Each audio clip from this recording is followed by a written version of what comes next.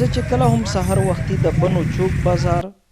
ریلوې روډ او ټنچي بازار باندې راغلی یم نو د دیاړۍ د مزدورانو په لیدو د خاطر افریدي دا شعر رایت شوی دی.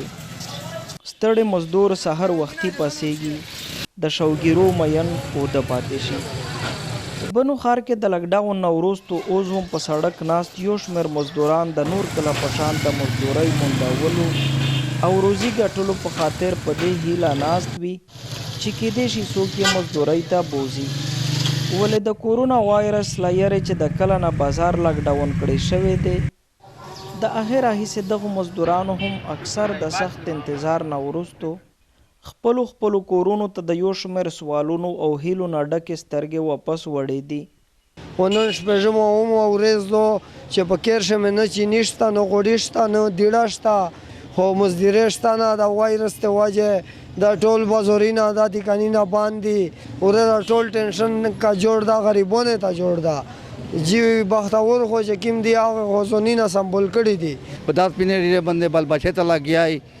خو چې مزدوراوې کا وخت وکړو خو وخوري و چې نو ته وکړو خو دغسې نوست وي اخر کار دغې نه خودکشیا کېږي دغې نه هر څه کېږي. دومه دریمه چې ما چې مش په دغه سیکشني ویل چې راشنو میلاویږي اخر وی چې 29 تاریخ ته میلاویږي خو مش خو تشانو ولیدل مش چې د کښنی د صبح نه 9 د مزدګاره پر 3-4 بجې پر مش نوسوي مش ته مش نسک دا پښتنه نه کوي چې من اخر کار غلی تشي تا وستا کچرته هر څوک دا احساس ولري او په ذهن کې دا سوال راپورته شي چې دا زما بچی چې نن د کم چت لاندې او کم کور کې ژوند کوي د دغه چت او کور جوړونکو د بچیانو ژوند به نن په دې سختو حالاتو کې څنګه وي. نو فکر کوم چې د دغو مزدورانو په مخونو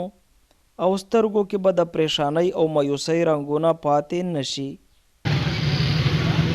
شاعر دیدار وزیر وایي چې د خوار په بده ورځ مې داسې شیطاناک احساس لکه چې وي د خوار مزدور پولی لاسونه.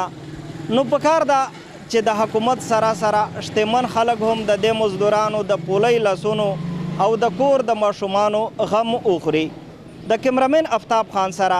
ګوهر وزیر، خیبر نیوز، بنو.